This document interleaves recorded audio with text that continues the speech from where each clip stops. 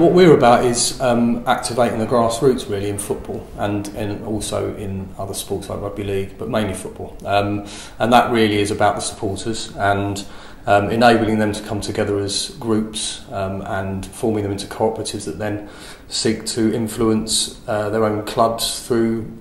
becoming part of the ownership structure and actually affecting the way those clubs are run. And then more widely, we take that out into the wider world and campaign on that within football particularly, but also again in other sports like rugby league.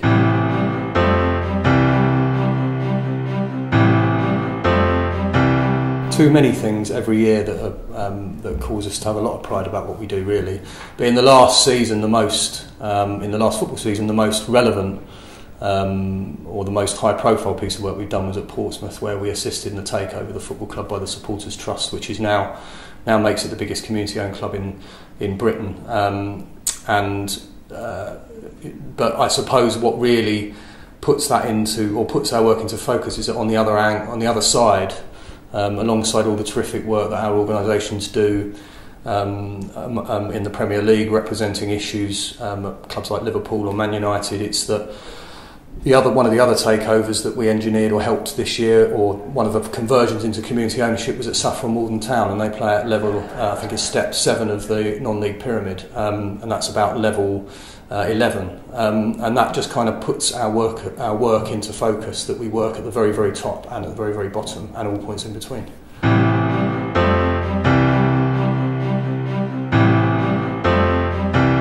Well, the key challenges remain the same as they have done since we were formed, which is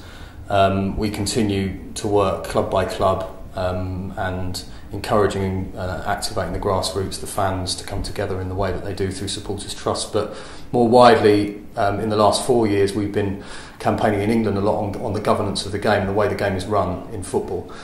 We're in a position now where there's a campaign being run by a group of supporters called No to League 3, which relates to some proposals that Greg Dyke put forward as the FA chairman, and it's beginning to activate a group of supporters and people in the game who hadn't before been activists. And so our biggest challenge is to help to ensure that they receive the support they need and the publicity they need for their campaign, and that we feed that into our wider campaign over governance and the way the game is run, which we've been building for the last 4 years through the lobbying we've done in government and politics and across the country. So that would be our biggest challenge in England and in Europe and Scotland, is just to continue to build our work in the way we have.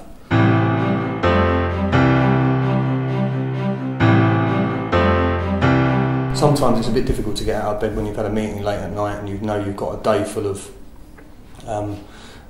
just constant activity, but that's also something that motivates me and everyone in the organisation. It's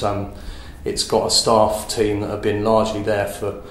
3-4 years at least, most of them, and the thing that motivates us in the end is that we're there to change our little corner of the world, and if that's what your motivation is every morning, then it's fairly easy to get out of bed.